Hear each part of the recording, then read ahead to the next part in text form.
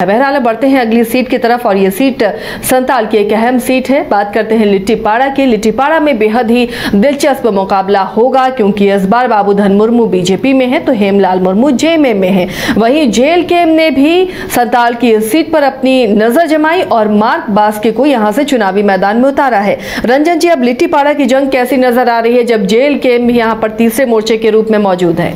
देखिए, जो लिट्टीपाड़ा की सीट है वो सीट जो है जेएमएम की ट्रेडिशनल सीट है और यहाँ पर उसका बहुत ज्यादा दबदबा रहा है। अगर आप बात कीजिए तो पिछले 44 सालों से इस सीट पर जेएमएम नहीं हारा है और इस सीट पर जो है एक परिवार का भी प्रभुत्व रहा है और जनता ने उन पर बराबर विश्वास किया है और वो परिवार है साइमन मरांडी का परिवार। और साइमन मरांडी जो है यहाँ से कई चुनाव जीते, इनफैक्ट 5 चुनाव जीते। उनकी जो पत्नी है सुशीला हंसदा वो 4 बार यहाँ से जीती और जो उनके बेटे हैं दिनेश विलियम मरांडी वो भी जो है 2019 में जीतने में कामयाब रहे थे। तो अगर आप देखिए तो 10 बार तो इस परिवार के पास ही ये सीट गई। साइमन मरांडी अगर आप पास्ट में जाए तो वो शिबू सोरेन के सहयोगी रहे। संथाल में जेएमएम को बढ़ाने में उनका योगदान इतना जबरदस्त रहा कि लिट्टीपाड़ा की सीट को उन्होंने जेएमएम के नाम ही कर दिया और इतना नाम कर दिया कि जब वो खुद जेएमएम के खिलाफ लड़े तो वो भी हार गए। तो जेएमएम यहां पर बहुत मजबूत स्थिति में है और उसने जो कैंडिडेट दिया है वो भी हेवीवेट है। हेमलाल मुर्मू यहां से चुनाव लड़ने वाले हैं। हालांकि हेमलाल मुर्मू 2017 में भी यहां से एक बाई इलेक्शन लड़ चुके हैं, लेकिन तब जो है साइमन मरांडी ने उनको पराजित कर दिया था और तब हेमलाल मुर्मू बीजेपी के टिकट पर चुनाव लड़ रहे थे और तब उन्होंने 12,900 से साइमन मरांडी ने जीत हासिल की थी। देखिए, लेकिन इस सीट पर क्या होगा परिणाम दिखता है जेएमएम के पक्ष में दिखता है क्योंकि हमेशा बगावत भी दिख रही है। इस सीट पर नाराजगी दिखाई है दिनेश विलियम मरांडी ने। तो ऐसे में क्या ये असर पड़ सकता है या फिर ये सीट जेएमएम की ही सीट बनकर रह जाएगी? देखिए, अब ये डिपेंड करता है कि दिनेश विलियम मरांडी जो है वो किस तरह से इस चुनाव में उनकी क्या भूमिका होती है, इस पर बहुत कुछ निर्भर करेगा। क्योंकि उनका टिकट कटा है, जेएमएम ने अगर किसी विधायक का टिकट काटा है तो दिनेश विलियम मरांडी का ही टिकट काट दिया और जिससे वो बहुत नाराज हैं और उन्होंने अपनी नाराजगी छुपाई भी नहीं है। उन्होंने जेएमएम आला कमान से पूछा भी कि जब किसी का टिकट नहीं कटा तो हमारा टिकट क्यों कट गया, मुझसे क्या गलती हुई? क्योंकि अगर आप देखें तो जो अभी लोकसभा के भी चुनाव हुए तो वहां पर भी इस सीट से जेएमएम 25,000 वोटों से लीड करने में सफल रहा है। तो ये सवाल दिनेश विलियम मरांडी जो है वो पूछ रहे हैं। तो अब ये देखना दिलचस्प होगा कि दिनेश विलियम मरांडी किस तरह की भूमिका निभाते हैं। क्या वो निर्दलीय चुनाव लड़ेंगे? ये एक बड़ा सवाल है।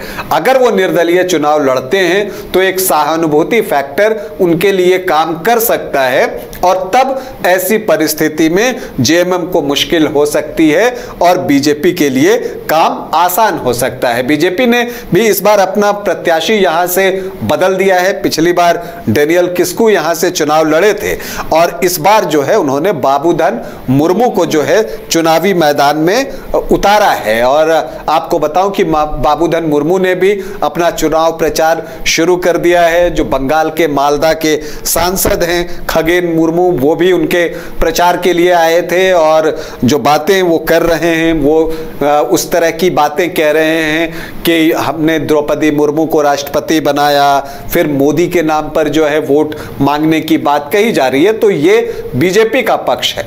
लेकिन ये जो लिट्टीपाड़ा का क्षेत्र है ये शुरू से जेएमएम और तीर धनुष इन दो चीजों को जो है वो जानता है और दिल में बसा कर रखा है। तो अब अगर ये किला, हालांकि बीजेपी ने यहां जो है अपना वोट बेस धीरे धीरे बढ़ाया है, इससे इनकार आप नहीं कर सकते। एक समय था कि बीजेपी जो है वो बहुत पीछे रहती थी, लेकिन पिछले चुनाव में देखें और 2017 के बाई इलेक्शन में देखें तो अब ये लगभग 37% के आंकड़े तक पहुंच चुकी है।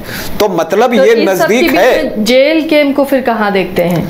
देखिए, मार्क बास्के पिछली बार भी चुनाव लड़े थे, तब वो निर्दलीय चुनाव लड़ रहे थे और उनको जो है 1.17% वोट आया था।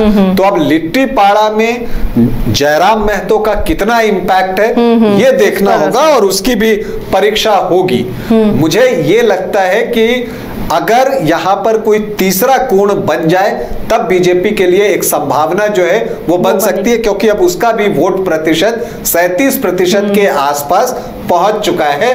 तो वो जो अब एक मार्जिन है 4-5% का, चूंकि पिछली बार दिनेश विलियम मरांडी को 46% की वोट मिले थे, तो जो फर्क रह गया है वो 9-9.5% का रहा है।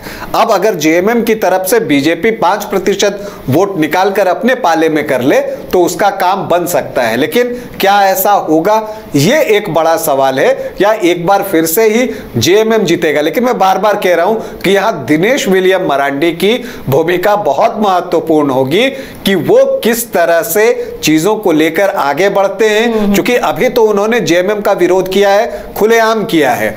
तो अब क्या वो निर्दलीय पर्चा भरेंगे या फिर वो दूर रहेंगे इस चुनाव से?